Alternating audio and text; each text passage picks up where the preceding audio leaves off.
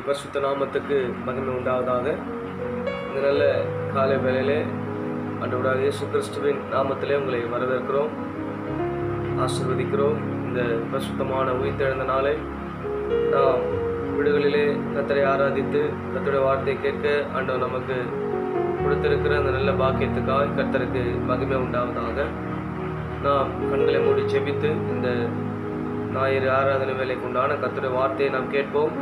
கர்த்தர் நம்மை ஆசீர்வதிப்பாராக. கிருபையும் இரக்கமும் உள்ளங்கள் எல்லாம் ஆண்டவரே, இந்த மன மகிழ்ச்சியான இந்த காலை வேலைக்காக உடைய திரு சமூகத்தில் வருகிறோம். இந்த உயிர்த்தெழுந்த காலை ஆராதனை வேலையிலே ஆண்டவரை இந்த ஆன்லைன் மூலியமாக நாங்கள் சந்திக்க கர்த்தாவே உம்முடைய வார்த்தைகளை கேட்க கொடுத்த கிருபைக்காய் உமக்கு நன்றி. ஆண்டவரே, உம்முடைய பரிசுத்தமான நாளை நாங்கள் ஆண்டவரே வீடுகளிலே நாங்கள் அனுசரித்து கொண்டிருக்கிறோம். சீக்கிரமாக இந்த நாட்கள் மாறும்படியான அனுகிரகத்தை எங்களுக்கு தரும்படியாக ஜெபிக்கிறோம். இந்த நாளிலே கர்த்தாவே கேட்கிற வார்த்தைகளை எங்களுக்கு ஆசீர்வாதமாக்கி தாங்க. எங்களோடு கூட பேசுங்க கர்த்தாவே, இடைப்படுங்க. தேவனுடைய கரம் எங்களோடு கூட இருக்கும்படியாக ஜெபிக்கிறோம். கர்த்தருடைய வல்லமையில கரத்தில் எங்களை ஒப்பு கொடுக்குறோம். ஆண்டவரே, ஆசீர்வதியும். தேவனே, இதை கேட்கிற ஒவ்வொரு பிள்ளைகளுக்கு இது பிரயோஜனமாக இருக்கு. ஆண்டவர் உதவி செய்யுங்க. தேவனுடைய வல்லமையில கரத்தில் ஒப்பு கொடுத்து ஜெபிக்கிறோம். ஆசீர்வதியும், பெரிய காரியங்களை செய்யும். இயேசுவின் நாமத்தில் பிதாவே, ஆமென், ஆமென், ஆமென். அல்லேலூயா. மறுபடியும் ஒரு விஷயங்களை கிருபை இயேசுவின் சார்பாக உங்களை வாழ்த்துகிறோம், வரவேற்கிறோம். கர்த்தர் உங்களை ஆசீர்வதிப்பாராக. இந்த நாளிலே உங்களோடு கூட பேசும்படியாய் தெரிந்து கொள்ளப்பட்ட தலைப்பு மறுபிறப்பு. மறுபடியும் பிறக்கிற ஒரு அனுபவத்தை குறித்து உங்களோடு கூட நான் சில வார்த்தைகளை பகிர்ந்து கொள்ள போகிறேன். மறுபிறப்பு என்றால் அநேகர் சொல்லுவார்கள், இந்த வாழ்க்கையே இன்னும் நாங்கள் வாழ்ந்து முடிக்கல, இதுவே இருக்கிற பிரச்சனைகள் ஏராளமாக இருக்கிறது, மறுபடியும் ஒரு வாழ்க்கை நமக்கு வேணுமா என்று அநேகர் சொல்லுவதை நாம் கேட்டு இருக்கிறோம். ஆனால் இங்கு ஒரு மறுபிறப்பு அவசியமாக்கப்பட்டிருக்கிறதை குறித்து நாம் இன்றைக்கு பார்க்க போகிறோம். யோவான் எழுதின சுவிசேஷம் 3ஆம் அதிகாரம், யோவான் 3ஆம் அதிகாரத்தில் 3வது வசனத்தை நான் வாசிக்கிறேன். இயேசு அவனுக்கு பிரதியுத்தரமாக, ஒருவன் மறுபடியும் பெறவாவிட்டால் தேவனுடைய ராஜ்யத்தை காண மாட்டான் என்று மெய்யாகவே மெய்யாகவே உங்களுக்கு சொல்லுகிறேன் என்று கர்த்தருடைய ஆண்டவருடைய வார்த்தை இங்கு புறப்பட்டு வந்ததை நாம் பார்க்க முடியும். மறுபடியும் ஒருவன் பிறவாவிட்டால் தேவனுடைய ராஜ்யத்தில் அவன் பிரவேசிக்க முடியாது என்று ஆண்டவருடைய வார்த்தை இங்கு எழுதப்பட்டிருக்கிறது. நிக்கதோமு என்ற ஒரு மனுஷன் ஆண்டவரிடத்திலே காரியங்களை கேட்கும் பொழுது ஆண்டவர் சொன்ன காரியம் இது. மறுபடியும் பெறவாவிட்டால் தேவராஜ்யத்திலே நம்மால் பிரவேசிக்க முடியாது என்று ஆண்டவர் சொன்னார். உடனே நிக்கதோமு கேட்கிற, ஆண்டவரே, எப்படி மறுபடியுமாய் ஒரு மனுஷன் அவருடைய தாயின் வயிற்றிலே போய் மறுபடியும் பிறக்க முடியுமா என்று கேட்கும் பொழுது ஆண்டவர் விவரித்து சொல்கிறார், ஒருவன் ஜலத்தினாலும் ஆவியினாலும் பெறவாவிட்டால் தேவனுடைய ராஜ்யத்தில் அவர் பிரவேசிக்க மாட்டான் என்று ஆண்டவர் இங்கு அவர்களுக்கு தெளிவுபடுத்துவதை நாம் இங்கு பார்க்க முடியும். அப்படியானால் மறுபிறப்பு என்பது தேவனாலே உண்டாக்கப்படுகிறதான ஒரு பிறப்பு. நாம் ஒரு விஷயம் பிறக்கிறோம் இந்த உலகத்திலே, ஒரு தகப்பனுக்கு தாய்க்கும் மகனாக மகளாக ஒரு விஷயம் நாம் இந்த உலகத்தில் பிறக்கிறோம். ஆனால் மறுபடியுமான ஒரு பிறக்கிற அனுபவம் ஒவ்வொரு கிறிஸ்தவர்களுக்கும் அவசியமாக்கப்பட்டிருக்கிறது.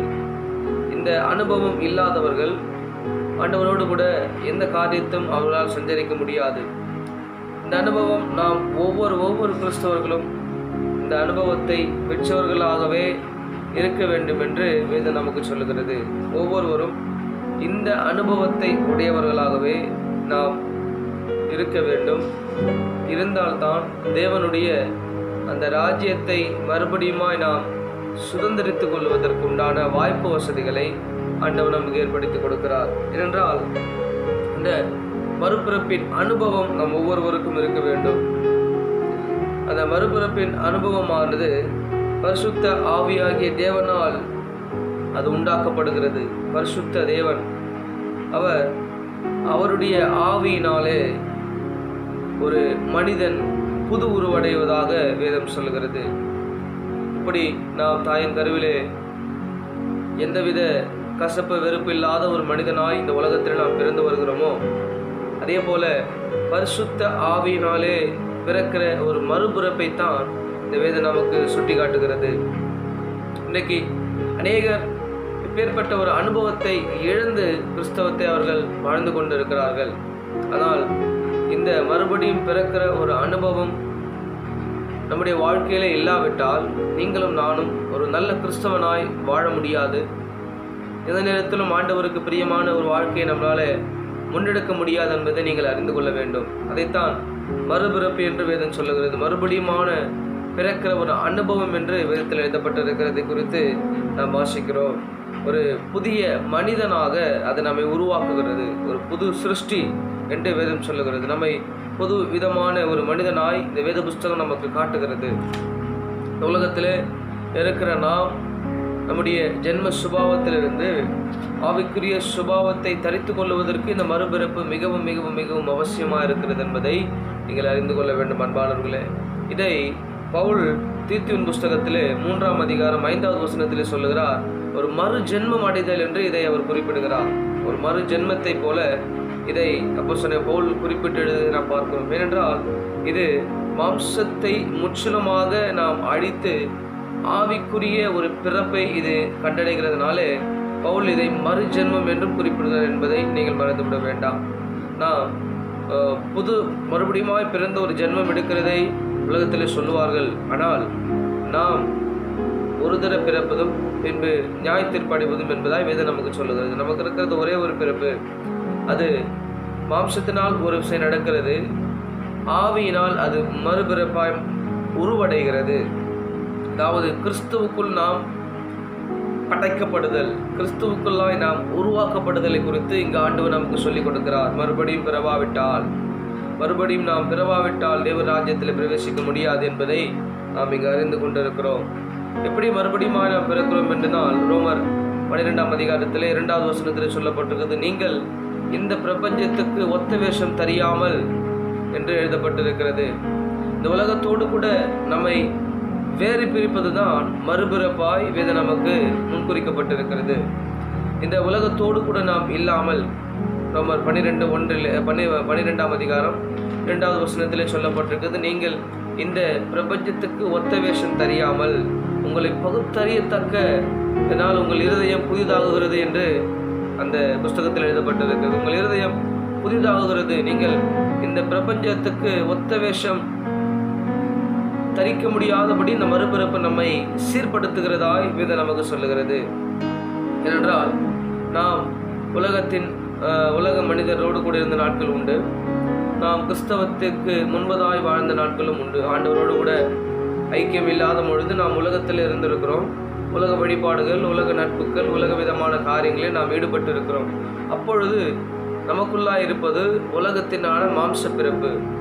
எப்பொழுது இயேசுவை நம் சொந்த ரட்சகராய் ஏற்றுக்கொள்கிறோமோ அப்பொழுது அவருடைய ஜலத்தினால் அதற்கு அடையாளமாய் ஞானஸ்தானம் கொடுக்கிறோம். ஜலத்தினாலும் ஆவியினாலும், ஜலம் வார்த்தைக்கு அடையாளமாய், வசனத்துக்கு அடையாளமாய் இருக்கிறது. அந்த வார்த்தையினால் நாம் பிறக்கப்படுகிறோம். தேவ ஆவியினால் நாம் பிறக்கப்படுகிறோம் என்பதையே வேதம் நமக்கு தெளிவுபடுத்துகிறது. அப்பொழுது இந்த உலகத்துக்கும் நமக்கு ஒரு வேறுபாடு, ஒரு வித்தியாசத்தை வேதம் நமக்கு சுட்டி காட்டுகிறது. அது வரைக்கும் தெரியாத ஒரு அனுபவம் அதற்கு பிற்பதாவது இந்த வேத புஸ்தகம் நமக்கு வெளிக்காட்டுகிறது என்பதை நாம் மறந்துவிட வேண்டாம், இல்லையா? அதனால தான் நீங்கள் இந்த பிரபஞ்சத்துக்கு ஒத்த வேஷம் தெரியாமல் உங்களை பகுத்தறியத்தக்க ஒரு அறிவை இந்த மறுபிறப்பு நமக்கு உண்டாக்குகிறது என்பதை நாம் அறிந்து கொள்ள வேண்டும் அன்பானவர்களே. ஏனென்றால் மறுபடியுமாய் பிறப்பு என்பது தேவனுடைய ஒரு அனுபவம். இது ஒரு ஆவிக்குரிய அனுபவம் என்று வேதம் நமக்கு சொல்லுகிறது. ஏனென்றால் இதைத்தான் ஆண்டவர் நமக்கு சொல்லிக் கொடுத்தார். இங்கே ஒரு சீஷன் கேட்கும் பொழுது ஆண்டவர் சொல்லுகிற காரியம் இதைத்தான் ஆண்டவர் அவருக்கு சொல்லிக் கொடுக்கிறார். நீங்கள் மறுபடியும் பிறக்கிற ஒரு அனுபவம் வேண்டும். கிறிஸ்துவுக்குள்ளாய் நீங்கள் பிறக்கிற ஒரு அனுபவத்தை நீங்கள் தரித்து கொள்ள வேண்டும் என்று ஆண்டவர் இங்கு நமக்கு சொல்லிக் கொடுக்கிறது நம்ம பார்க்கிறோம். என்றால் தேவனுடைய பிள்ளையாகவும் ஒரு புதிய மனிதனாகவும் இது நம்மை மாற்றுகிறது. தேவனுடைய பிள்ளைகளாக இருக்கக்கூடிய அனுபவத்தை இந்த வேத புஸ்தகம் நமக்கு கொடுக்கிறது. அது மாத்திரமல்ல, ஒரு புதிய மனிதனாக, ஒரு புதிய சிருஷ்டியாக இந்த புஸ்தகம் நம்மை இங்கே வேறு பிரிக்கிறது. தேவ சாயலாகி புதிய மனிதனை தரித்து கொள்ளுகிற ஒரு அனுபவம். எபேசியர் 4ஆம் அதிகாரம் 24ஆம் வசனத்தில் சொல்லுவது, நீதியிலும் பரிசுத்தத்திலும் நீங்கள் தேவ சாயலாகி புதிய மனுஷனை தரித்துக் கொள்ளுகிறீர்கள் என்று வேதம் சொல்லுகிறது. புதிய மனுஷன் என்றால் இதுவரைக்கும் நாம் அனுபவிக்காத ஒரு வாழ்க்கை, இதுவரைக்கும் நாம் தெரிந்து கொள்ளாத ஒரு வாழ்க்கை, இதுவரைக்கும் நாம் கண்டுபிடிக்க முடியாத ஒரு வாழ்க்கையை இந்த ஒரு மறுபிறப்பு, கிறிஸ்துவுக்குள் பிறக்கிற அனுபவம் நமக்கு அதை தெளிவுபடுத்துகிறது. நீதி, பரிசுத்தம், தேவனுக்கு வாழ்கின்ற ஒரு வாழ்க்கை, ஒரு புதிய சாயல், தேவனுக்காக ஒரு புதிய சாயலை நாம் தரித்துக் கொள்கிறோம். இன்று வரைக்கும் மாம்ச சாயலில் இருந்தோம். எப்பொழுது தேவனை நாம் ஏற்றுக்கொண்டு உள்ளே வருகிறோமோ, தேவனை நம் சொந்த ரட்சகராக ஏற்று நாம் கிறிஸ்துவுக்காக வாழ நினைக்கிறோமோ, அப்பொழுது ஒரு புதிய சாயலை ஆண்டவர் நமக்கு தெளிவுபடுத்துகிறார். ஒரு புதிய சாயலை கர்த்தர் நமக்கு கொடுக்க. இதுவரைக்கும் உலகத்தில் சாயல் இருந்த நாம் தேவனுக்குள் வந்த பிறகு, கிறிஸ்துவுக்குள் வந்த பிறகு ஒரு தேவனுடைய சாயலாய், அவருடைய மகன், அவருடைய மகள் என்கின்ற ஒரு சாயலை இந்த மறுபிறப்பு நமக்கு கொடுக்கிறது. அன்பானவர்களே, அதைத்தான் வேதம் நமக்கு தெளிவுபடுத்த விரும்புகிறது. மறுபடியும் பிறக்கிற இந்த அனுபவம் ஒவ்வொரு கிறிஸ்தவ வாழ்க்கையிலும் இருக்க வேண்டும் என்பதை ஆண்டவர் நமக்கு சொல்லிக் கொடுக்க விரும்புகிறார். என்றால் மறுபிறப்பு என்பது மிகவும் அவசியமான ஒன்று. மறுபிறப்பு ஏன் இப்போ இந்த அனுபவம், நான் ஆண்டவருக்குள்ளே வந்துட்டேன், இந்த அனுபவம் இல்லாமல் நான் வாழ்ந்துட முடியுமா அப்படின்னு நம்ம கேட்கலாம். வாழலாம். இந்த அனுபவம் இல்லாமல் அநேகர் இன்றைக்கும் வாழ்ந்து கொண்டு தான் இருக்கிறார்கள். ஆனால் இந்த அனுபவம் இல்லாமல் நாம் வாழ்ந்து முடிக்கிற நாட்களிலே அந்த பரமராஜ்யத்தை நம்மால் தரிசிக்க முடியாது. அதற்குத்தான் இந்த மறுபிறப்பு அவசியம் என்று இந்த பரிசுத்த வேதாகமம் நமக்கு தெளிவுபடுது. ஏனென்றால் இயேசு இல்லாமல், அதாவது இந்த கிறிஸ்துவின் ராஜ்யம் நமக்கு இல்லாமல் எல்லா மனுஷருமே ஒரு பாவத்தின் அனுபவத்திலே நாம் வாழ்ந்து கொண்டிருக்கிறோம். இயேசு இந்த உலகத்திலே வந்து பாவியான மனுஷனுக்காக தன்னுடைய ஜீவனை கொடுத்தார் என்று வேதம் சொல்லுகிறது. அவர் நம்முடைய இருதயத்திலே வருகிற வரைக்கும் நாம் ஒவ்வொருவரும் பாவமான வாழ்க்கையிலே வாழ்ந்து கொண்டிருக்கிறோம். இந்த உலகத்தின் பாவ பழக்க வழக்கங்கள், பாவத்தினோடு கூட சேர்க்கப்பட்ட அநேக காரியங்களை நாம் வாழ்க்கையிலே நாம் இணைத்திருந்தோம். எப்பொழுது அந்த மறுபிறப்பு, எப்பொழுது கிறிஸ்துவை நாம் ஏற்றுக்கொண்டு நாம் உள்ளே வருகிறோம், அப்பொழுது இதெல்லாம் பாவம் என்ற ஒரு உணர்வு நமக்குள்ளே கொண்டு வரப்படுகிறது. இயேசு இல்லாத வரைக்கும் நாம் இந்த உலகத்திலே பாவிகளாய், அதாவது பாவ உணர்வோடு கூட தேவனுக்கு கீழ்ப்படியவும் அவரை பிரியப்படுத்தவும் முடியாதவர்களாய் நாம் இருக்கிறோம்.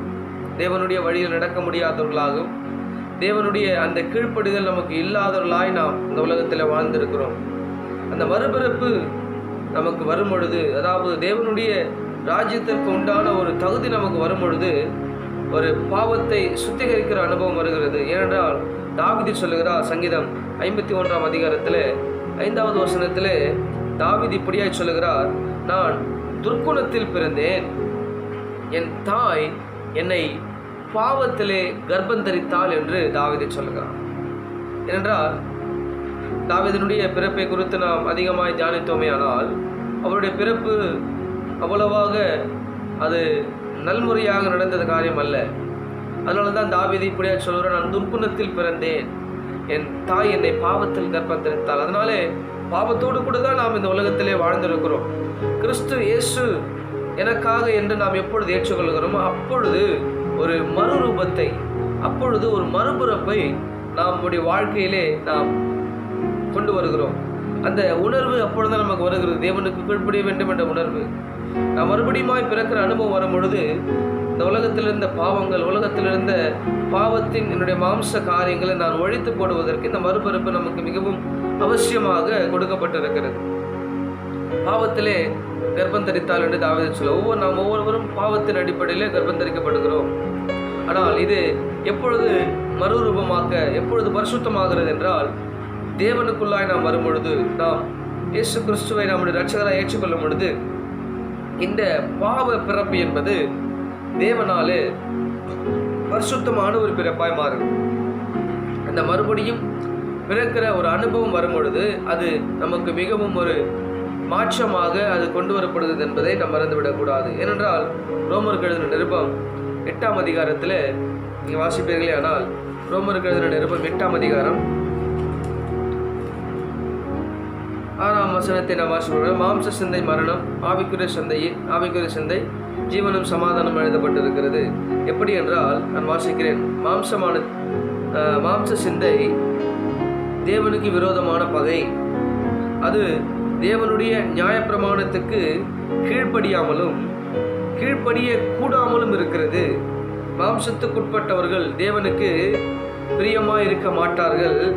தேவனுடைய ஆவி உங்களில் வாசமாய் இருந்தால் நீங்கள் மாம்சத்துக்குட்பட்டவர்களாய் இராமல் ஆவிக்குட்பட்டவர்களாய் இருக்கிறீர்கள்.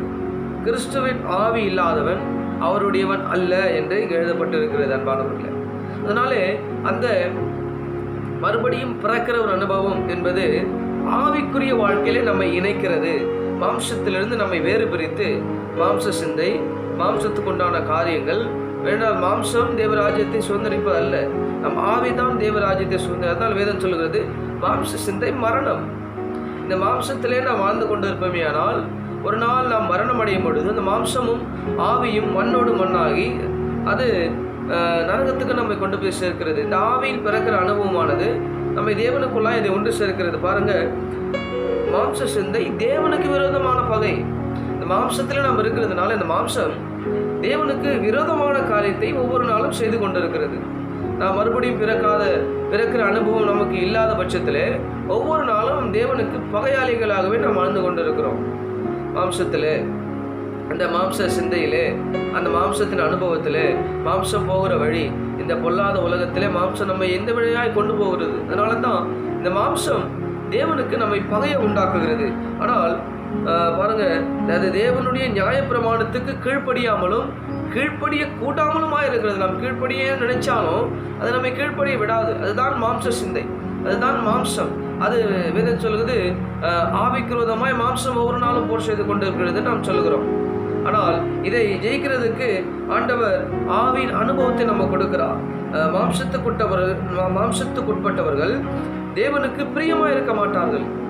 நீங்கள் பார்க்கலாம், மாம்சம் என்ன சொல்கிறது அதை செய்வார்கள். குடியின் பழக்கம், மது போதையின் பழக்கம், தேவையில்லாத போதை வஸ்துக்கள், இப்பேற்பட்டவைகளால் தன் மாம்சத்தை அவர்கள் திட்டுப்படுத்துகிறார்கள். அது மாத்திரமல்லாமல் உலகத்தில் இருக்கிற பகை, வைராக்கியம், கோபம், தன் மாம்சத்தை அழித்து கொள்ளுகிறது கூட இந்த விதமான மாம்ச சிந்தைகள், தேவனுக்கு விரோதமான செய்கிற காரியங்கள், மனிதனுக்கு விரோதமான சிந்தனை, பேச்சு, செயல், இதெல்லாம் ஆண்டவருக்கு நம்மை பகையை உண்டாக்குகிறது. பகையாலேயே நம்மை மாற்றி விடுவது அன்பானவர்கள். அதனால தான் ஆண்டவர் மறுபிறப்பை அவர் அவசியமாக்குகிறார். மறுபடியும் பிறக்கிற அனுபவத்தை அவர் கட்டாயமாக்குகிறார் என்று வேதம் நமக்கு சொல்லுகிறது.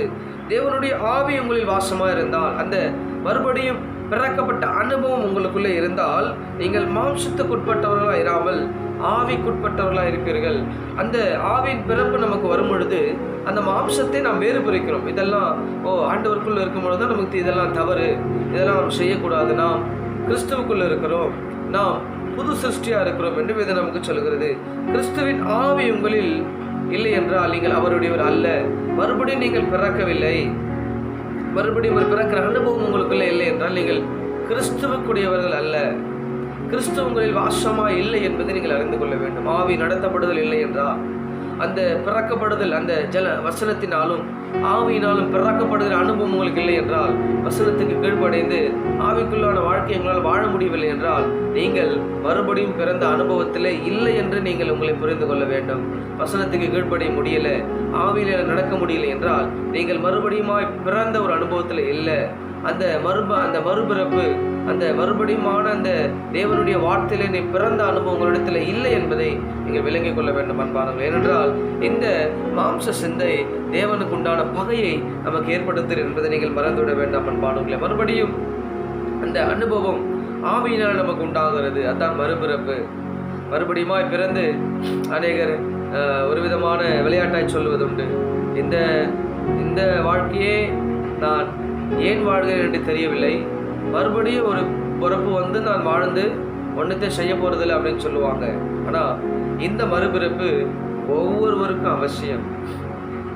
இந்த அனுபவம் இயேசுவை ஏற்றுக்கொள்ளுகிற எல்லா கிறிஸ்தவர்களுக்கு இது மிகவும் மிகவும் மிகவும் இன்றியமையாத ஒன்றாக வேதம் நமக்கு சொல்லுகிறது அன்பானவர்களே. ஏனென்றால் மாம்சத்தோடு இந்த உலகத்தை நாம் முடித்துவிட போறதல்ல.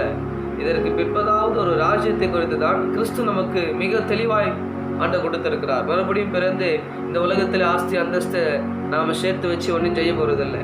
ஆனால் மறுபடியுமான தேவ ராஜ்யத்திலே பிறக்கிற ஒரு அனுபவத்தை வேதம் நமக்கு தெளிவாய் முன்குறிட்டு இருக்கிறதை நாம் மறந்துவிட வேண்டாம். மறுபடியும் அந்த பிறக்கிற அனுபவம் நமக்கு என்ன அதிகாரத்தை கொடுக்கிறது என்பதை நாம் தெரிந்து கொள்ள வேண்டும். மறுபடியுமாய் பிறக்கிறதுனால என்ன அனுபவத்தை நாம் இந்த உலகத்திலே தெரிந்து கொள்ள போகிறோம். தங்கள் பாவங்களுக்கு மனஸ்தாபப்பட்டு இயேசுவை சொந்த இரட்சகராய் ஏற்றுக்கொள்ளுகிறவர்களுக்கு ஆண்டவர் தம்முடைய பிள்ளைகளாகும்படியான சுதந்திரத்தை ஆண்டவர் நமக்கு கொடுக்கிறார். இது யோவான் எழுதின நிருபத்தில் 1ஆம் அதிகாரத்தில் 12வது வசனத்தை நாம் வாசிப்போமேயானால், அவருடைய நாமத்தின் மேல் விசுவாசம் உள்ளவர்களாகி அவரை ஏற்றுக்கொண்டவர்கள் எத்தனை பேர்களோ அத்தனை பேர்களுக்கும் தேவனுடைய பிள்ளைகளாகும்படி அவர்களுக்கு அதிகாரம் கொடுத்தார் என்று வேதம் சொல்கிறது.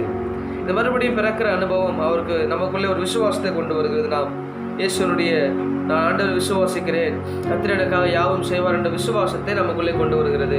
அந்த விசுவாசம் நமக்குள்ளே வரும்பொழுது ஆண்டவர் சொல்கிறார், என் விசுவாசங்கள் எத்தனை பேர்களோ அத்தனை பேர்களுக்கும் தேவனுடைய பிள்ளைகள் என்ற அதிகாரத்தை ஆண்டவர் நமக்கு கொடுக்கிறார். இந்த மறுபடியும் பிறக்கிற அனுபவம், இந்த மறுபடியும் பிறக்கிறதான ஒரு முதிர்ச்சி நமக்கு ஆண்டவருடைய அதிகாரத்தை கொடுக்கிறது. புத்திர சுவிகாரத்தின் ஆவியை நமக்கு உறுதிப்படுத்தி கொடுக்கிறது என்பதை நாம் மறந்துவிட வேண்டாம். அந்த புத்திர சுவிகாரத்தின் ஆவி நம்மை கிறிஸ்துவுக்குள்ள நடத்துகிறது. ஒரு அதிகாரம், இப்படி இந்த உலகத்தின் தகப்பனும் தாயிடம் நம்ம அதிகாரமாக எனக்கு கொடுங்க, எனக்கு வாங்கி கொடுங்க என்று நம்ம பிள்ளைகள் நம்மிடத்தில் அதிகாரமாக கேட்கிறது போல, நாம் கிறிஸ்துவனிடத்தில் விசுவாசம் உள்ளவர்களாக இது அதிகாரம், விசுவாசத்து உண்டான அதிகாரம். இது அவருக்கு மேல் அதிகாரம் இல்லை, விசுவாசம் ஆண்டவர் மேல் இருக்கிற அன்பு விசுவாசத்தினால் உண்டாக்கப்படுகிற அதிகாரத்தை குறித்து இந்த வேதம் நமக்கு தெளிவுபடுத்துகிறது.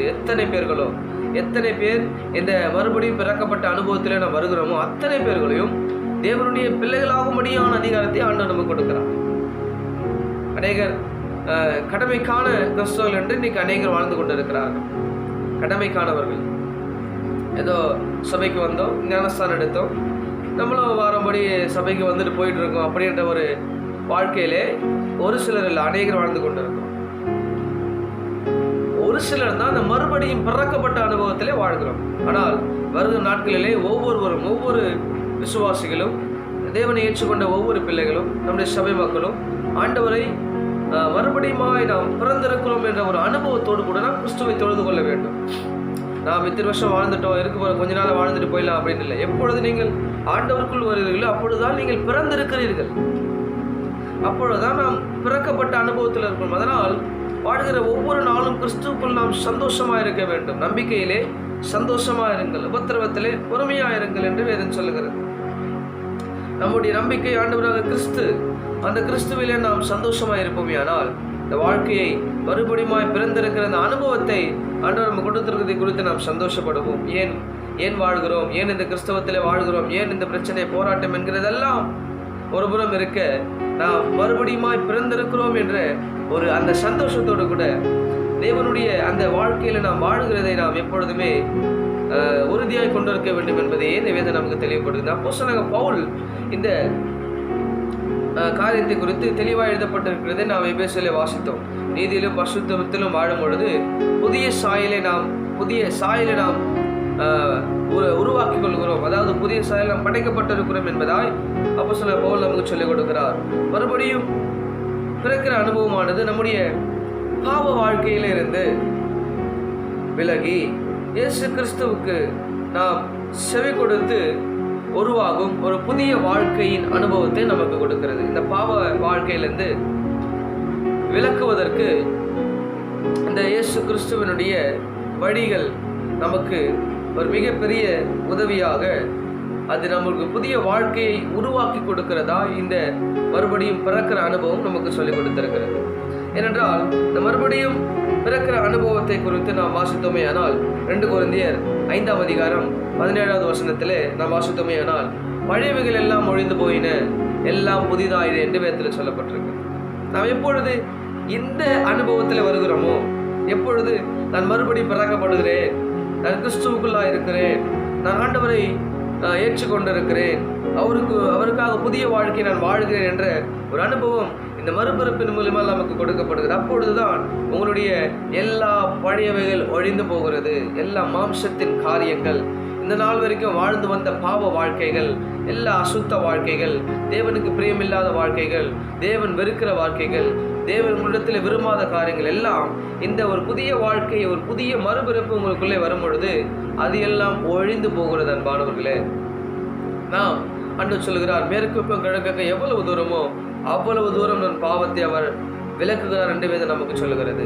அப்படியாக மறுபடியும் பிறக்கிற அனுபவம் நமக்குள்ள வரும் பொழுது ஆண்டவர் நம்முடைய பழைய வாழ்க்கை அல்ல, புதிய வாழ்க்கையை ஆண்டவர் எதிர்பார்க்கிறார். புதியதான கிறிஸ்தவர்களாய் இது வரைக்கும் முழுகாம நம்ம பாவ வாழ்க்கையை வாழ்ந்திருக்கலாம். முழுகினதுக்கு அப்புறம் பசுத்தமான வாழ்க்கையை வாழ்க வேண்டும். முழுகினதுக்கு அப்புறமும் நம்ம பாவ வாழ்க்கையை வாழ்ந்து கொண்டு இருப்போமே, ஆனால் மறுபடியும் நாம் பிறந்திருக்கிறது மிகவும் மிகவும் வருந்தத்தக்கதாக மாறிவிடும். கிறிஸ்துவை நாம் வருத்தமடைய செய்கிறவர்களாய் நாம் வாழ்ந்து விடக்கூடாது. அந்த மறுபடியும் பிறக்கப்பட்ட அனுபவமானது ஒவ்வொரு கிறிஸ்தவருக்குள்ளாய் நாம் இருந்து வாழ்ந்து கொண்டிருக்கிற அனுபவம். அதனாலே பழைய பாவ வாழ்க்கையிலிருந்து நாம் மீண்டு ஒரு புதிய வாழ்க்கை, கிறிஸ்துவுக்குள்ளான ஒரு புதிய பிறப்பு, மாம்சத்தில் அல்லாமல் ஆவியின் பிறப்பை தான் வேதம் நமக்கு தெளிவுபடுத்துகிறது என்பதை நாம் மறந்துவிட வேண்டாம். என்றால் யோவான் 3ஆம் அதிகாரத்தில் நீங்கள் வாசித்தீர்களே ஆனால் 6வது வசனம், மாம்சத்தினால் உன் பிறப்பது மாம்சமாய் இருக்கும், ஆவியினால் பிறப்பது ஆவியாய் இருக்கும் என்று வேதம் நமக்கு சொல்லுகிறது. மாம்சத்தினாலே நாம் இந்த உலகத்தில் பிறந்திருக்கலாம், ஆனால் நம்மை ஆவியினால் கர்த்தர் நம்மை ஜெனிப்பித்திருக்கிறார். அந்த ஆவியின் அனுபவத்தை கர்த்தர் நம்ம கொடுத்திருக்கிறார். நாம் இப்போ ஆவியினால் நடத்தப்படுகிறவர்களா இருக்கிறோம்.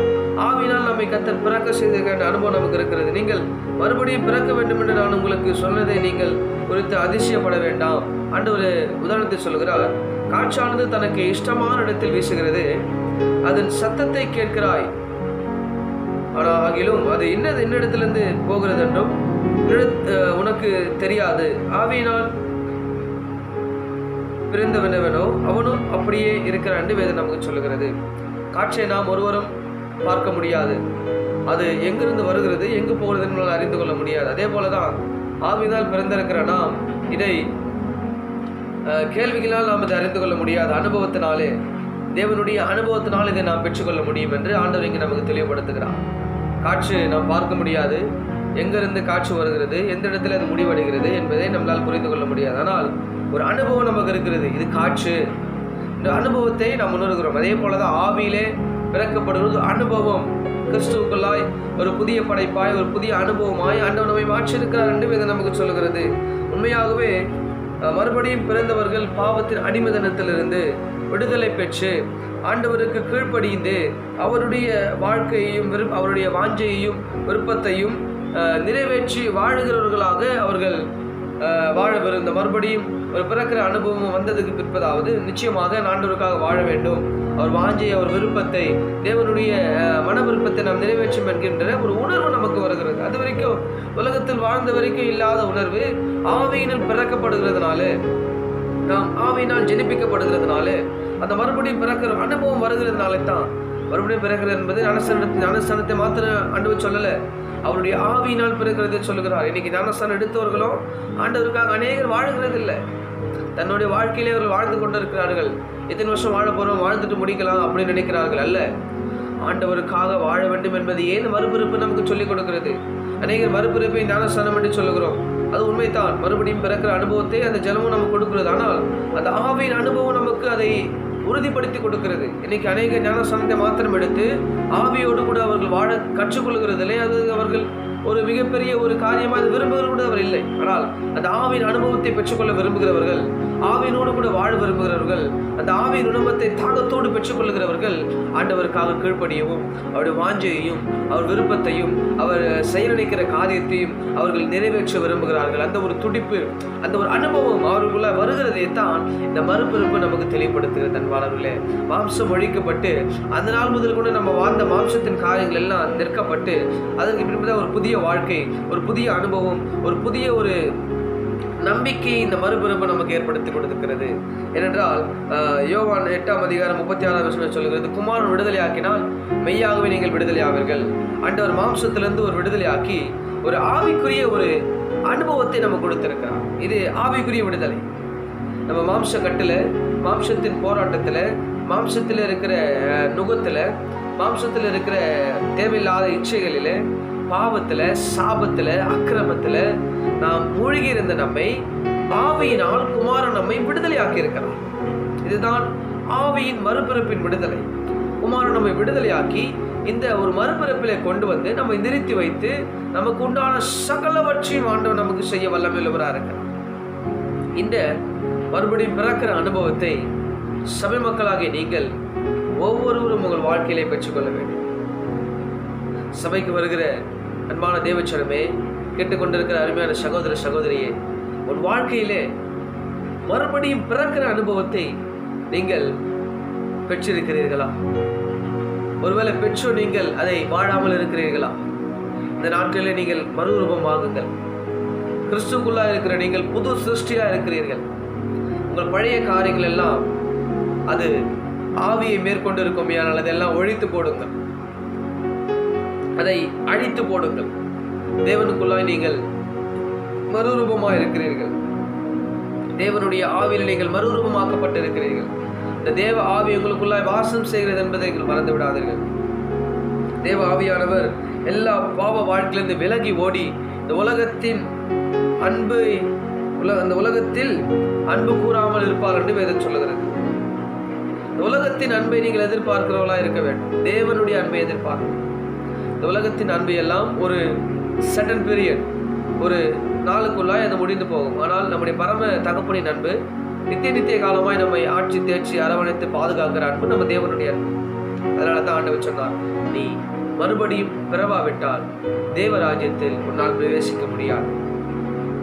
வசனத்தினாலும் ஜலத்தினாலும் ஆவியினாலும் பிறவாவிட்டால் தேவராஜ்யத்தில் உன்னால் பிரவேசிக்க முடியாது. அந்த வசனம் உன்னை புடமிட வேண்டும், அந்த ஆவி உன்னை நடத்த வேண்டும். அப்பொழுதுதான் ஒரு மறுபடியும் பிறக்கிற அனுபவம் உனக்கு இருக்கும். நானும் ஞானஸ்நானம் எடுத்துட்டேன், நானும் சபைக்கு போறேன், நானும் மறுரூபமாயிட்டேன் என்று சொல்லிக்கிட்டு நாம் தெரிகிறதுல எந்தவித பிரயோஜனமே இல்லை. வசனத்தினால் நாம் நடக்கிறோமா? வசனம் நம்மை நடத்துகிறதா? ஆவியின் அனுபவம் நமக்கு இருக்கிறதா? ஆவி நம்மை கட்டுப்பாட்டில் வைத்திருக்கிறதா? தேவனுடைய ஆவியை நம்ம நடத்துகிறாரா? அவர் நம்மை கண்ட்ரோல் பண்ணுகிறாரா? அந்த ஆவியானவர் எப்படி நம்ம பிரத்மாசையா சொல்ற மாதிரி கட்டுப்பாட்டின் ஆவியானவர் என்னை கண்ட்ரோல் பண்ணுகிற காரணத்தினால் என்று அவர் பாடுவார். அந்த ஆவியானவர் நம்மை நடத்தி நம்மை தேவனுக்கு உகந்த வழியில் நம்ம நடத்த வேண்டும் என்பதையே இந்த மறுபிறப்பு நமக்கு சொல்லிக் கொடுக்கிறது. அன்பானவர்களே, மறுபடியும் பிறக்கிற அனுபவமானது மிகவும் மிகவும் மிகவும் அவசியம். ஏதோ சபைக்கு வந்துட்டோம், ஞானஸ்நானம் எடுத்துட்டோம், நம்மளும் வாழ்ந்துட்டு போயிடலாம் அப்படி நினைக்கின்ற ஒவ்வொருவருக்கும் இது ஒரு எச்சரிப்பாக இருக்கட்டும். நீங்கள் மறுபடியுமாய் பிறக்கிற அனுபவம் உங்களுக்கு இருக்கணும். நீங்கள் இயேசு கிறிஸ்துவுக்காய் வாழ்கிறதா இருக்கணும். அவருக்கு கீழ்ப்படுகிறவர்களாய், அவருடைய மன விருப்பத்தை நிறைவேற்றுகிறவர்களாய், அவருக்காக வாஞ்சியோடு கூட இருக்கிறவர்களாய், கிறிஸ்துவை நீங்கள் பிரதிபலிக்கிறவர்களாய், ஆவின் அனுபவம் உடையவர்களாய், மாம்சத்தை நீங்கள் சிதைக்கிறவர்களாய், ஆவிலே நீங்கள் வளர்கிறவர்களாக இருக்க வேண்டும் என்பதையே இந்த வேத புஸ்தகம் நமக்கு தெளிவுபடுத்துகிறது. அன்பானவர்களே, பாவ வாழ்க்கையிலிருந்து ஒரு விடுதலையை இந்த வேத புஸ்தகம் நமக்கு கொடுக்கிறது. ஆவியிலே அதை கர்த்தர் மறுரூபமாக்கி மறுபடியுமாய் ஒரு பரிசுத்தமான வாழ்க்கையை வாழ ஆண்டவர் நமக்கு உதவி செய்கிறார். அதனாலே நீங்கள் ஆண்டவருக்காக வாழ, ஆண்டவருக்காக கீழ்ப்படிய, ஆண்டவருக்காக நீங்கள் மறுரூபமாக உங்களை ஆயத்தப்படுத்துங்கள். மறுபடியுமாய் பிறக்கிற அனுபவத்தில் நீங்கள் ஒருவேளை இதுவரைக்கும் நம்ம இந்த வாழ்க்கையை நாம் ஒருவேளை விட்டுட்டு இருந்தாலும் பரவாயில்ல, இந்த நாள் முதல் கொண்டு மறுபடியுமாய் ஆண்டவருக்காக நீங்கள் வாழ தீர்மானியுங்கள். ஏனென்றால் நாட்கள் மிகவும் பொல்லாதையிலாக இருக்கிறது. இந்த நாட்களிலே நாம் சபையில் இணைய முடியாத சூழ்நிலைகள் என்றால் சபையில் இருந்து போதித்து கிறிஸ்தவனால் நடக்க முடியாத நாட்கள் இருந்தது. இந்த நாட்களில் சபையும் இல்லை, போதிப்பும் இல்லை, தேவனுடைய வசனமும் இல்லை. ஆனால் இது ஒருவேளை ஒரு சிலர் இதை கேட்கலாம், அநேக ஜனங்கள் இதை கேட்கிறதுக்கு வாய்ப்பு வசதி இல்லை. அவர்களெல்லாம் எப்படி நடத்த போகிறோம் என்பதை நாம் புரிந்து கொள்ள முடியவில்லை. அதனாலே நாம் தேவனுக்குள்ளா இருப்போம், புது சிருஷ்டியாக இருப்போம். பழையவைகளை நினைத்து கொண்டு, பழையவைகளை யோசித்து கொண்டு, பழையதை நாம் சிந்தித்து கொண்டு இருப்போமே. ஆனால் ஆண்டவர் நம்மை புதிதாக தெரிந்து கொண்டதற்கு, புதிய வாழ்க்கையிலே ஆண்டவர் கொண்டு வந்ததுக்கு எந்தவித பிரயோஜனமும் எந்தவித காரியமும் இல்லாமல் போய்விடும் அன்பானவர்களே. அதனாலே இயேசுவுக்காக நீங்கள் வாழுங்கள், வசனத்தின்படி வாழுங்கள், ஆவி நடந்ததன்படி வாழுங்கள். அதுதான் உங்களை தேவ ராஜ்யத்திலே கொண்டு போய் சேர்க்கும். அல்லேலூயா. கர்த்தர் உங்களை ஆசீர்வதிப்பாராக. நீங்கள் இந்த வசனத்தை எல்லாம் வீடுகளிலே மறுபடியும் தியானித்து நீங்கள் ஜெபிக்கும்படி அன்போடு கேட்கிறேன். கர்த்தர் உங்களை ஆசீர்வதிப்பார். ஜெபமனோ கர்த்தர் பெரிய காரியங்களை செய்வாராக. எங்களை அதிகமாக நேசிக்கிற எங்கள் அன்பின் பரலோக பிதாவே, ஆசீர்வதிக்கப்பட்டதான நல்ல நேரத்துக்காக உமக்கு ஸ்தோத்திரம். கர்த்தாவே, நாங்கள் மறுபடியுமாக உமக்குள்ளாய் பிறக்கிற ஒரு அனுபவத்தை நாங்கள் பெற்றிருக்கிறோம். ஒருவேளை இதன் முதல் கொண்டு நாங்கள் அதை கடைபிடிக்கவில்லை என்றால், இந்த நாள் முதல் கொண்டு அதை மறுபடியுமாக அந்த ஒரு புதிய வாழ்க்கையை, கிறிஸ்துவுக்குள்ளாய் இருக்கிற புதிய வாழ்க்கையை, புது சிருஷ்டியை, புதிய சாயலை நாங்கள் தரித்து கொண்டு தேவனுக்காக வாழ ஆண்டவர் எங்களுக்கு உதவி செய்யுங்க. இந்த அற்புதமான அதிசயமான கரங்களிலே எங்கள் சபை மக்களை நாங்கள் ஒப்புக் கொடுக்கிறோம். ஆண்டவரே, இந்த நாளிலே, பிறந்த நாளையும் திருமண நாளை கொண்டாடுகிற ஒவ்வொருவருக்காகவும் நாங்கள் செபிக்கிறோம். கர்த்தர் அவர்களை ஆசீர்வதிங்க, அவர்களை பாதுகாத்துக் கொள்ளுங்க. நன்மையும் கிருபையும் இறக்கும் தாயும் அவள் வாழ்க்கையில உண்டாகும்படியே நாங்கள் செபிக்கிறோம். ஆண்டவரே, இந்த ஆசீர்வாதத்தை வசிக்க பண்ணுங்க. தேவ கிருபை தாங்கட்டும். கேட்டுக்கொண்டிருக்கிற ஒவ்வொரு விசுவாச பிள்ளைகளையும் ஆசீர்வதித்து நன்மையும் கிருபையும் இறக்கும் தயவும் காரணமும் நிறையும்படியாக நாங்கள் செபிக்கிறோம். இப்படி வல்லமையுள்ள மகிமையான மகத்துவமான கரங்களிலே ஒவ்வொரு குடும்பத்தையும் நாங்கள் ஒப்பு கொடுத்து செபிக்கிறோம். ஆண்டவரே, ஆசீர்வதிங்க, பெரிய காரியங்களை செய்யுங்க. இக்கட்டான சூழ்நிலையில, இந்த நெருக்கடியான நேரத்தில் ஆண்டவரை ஒவ்வொரு விசுவாச குடும்பத்தையும் கர்த்தர் வேலையெடுத்து பரிசுத்தப்படுத்தி பாதுகாத்துக் கொள்ளும்படியாக நாங்கள் செபிக்கிறோம். தேவையான காரியங்களை கர்த்தர் அதிசயமாய் அற்புதமாய் சந்திக்கும்படியா. கர்த்தாவே, ஒரு மனுஷன் அப்பத்தினால மாத்திரமல்ல, வாயிலிருந்து புறப்படுகிற ஒவ்வொரு வார்த்தையினாலும் பிழைப்பான வார்த்தையின்படி உடைய வார்த்தைகள் ஒவ்வொரு குடும்பத்தையும் பிழைப்புபடி, ஒரு குடும்பத்திலையும் ஒரு பிழைப்பை உண்டாக்கும்படியாக நாங்கள் செபிக்கிறோம். தேவனே, ஒவ்வொரு குடும்பத்தையும் ஒப்பு கொடுத்து செபிக்கிறோம். எல்லா பலவீனத்தை நீக்கும் உடைய பலத்தால் இணைக்கட்டுங்க. உடைய ஆவி ஒவ்வொரு குடும்பத்தையும் அனலாக்கும்படியா, பாதுகாத்துக் கொள்ளும்படியா, ஆண்டவரே வேலையடைக்கும்படியா நாங்கள் செபிக்கிறோம். கர்த்தர் ஆசீர்வதியும், பெரிய காரியங்களை செய்யும். நன்மை கிருபை இறக்கம் தயவு தொடரட்டும். நாம ஒன்று மட்டும் மகிமைப்படட்டும். எதிர் சமூகத்தில் ஒப்பு கொடுக்கிறோம். பெரிய காரியங்களை செய்யுங்க. நன்மை கிருபை தொடர்வதாக இயேசுவின் நாமத்திலே நாங்கள் செபிக்கிறோம். எங்கள் ஜீவனுள்ள நல்ல பிதாவே, ஆமேன், ஆமேன், ஆமேன். சொல்லுவோம். என் ஆத்துமாவே கர்த்தரை ஸ்தோத்திரி, என் முழு உள்ளமே பரிசுத்த நாமத்தை ஸ்தோத்திரி. என் ஆத்துமாவே கர்த்தரை ஸ்தோத்திரி, கர்த்தர் செய்த சகல உபகாரங்களை மறவாதே. ஆமேன், ஆமேன், ஆமேன். ஆசீர்வாதம் ஆண்டவராக இயேசு கிறிஸ்துவின் கிருபையும் பிதாவாகிய தேவனுடைய அன்பும் பரிசுத்த ஆவியாருடைய அந்யோன்யமும் ஐக்கியமும் சந்தோஷமும் சமாதானமும் சபை மக்களோடு கேட்டுக்கொண்டிருக்கிற ஒவ்வொருவரோடு கூட சதா காலங்களும் இருப்பதாக. ஆமேன், ஆமேன், ஆமேன். அல்லேலூயா. கர்த்தர் உங்களை ஆசீர்வதிப்பாராக. நாம் தொடர்ந்து இந்த கான்ஃபரன்ஸ் கால் மூலியமாக ஜெபித்து கொண்டிருக்கிறோம். அதை அநேகருக்கு தெரியும். அந்த அநேகர் கலந்து கொள்ளுங்க. ஜெபிக்கிறதுக்கு ஆவலோடு வாங்க, பாரத்தோடு வாங்க. தேசத்திற்காக, உலக ஜனங்களுக்காக ஜெபித்து கொண்டிருக்கிறோம். நீங்கள் இணைந்து ஜெபிங்க. கர்த்தர் உங்களை ஆசீர்வதிப்பாராக. ஆமென்.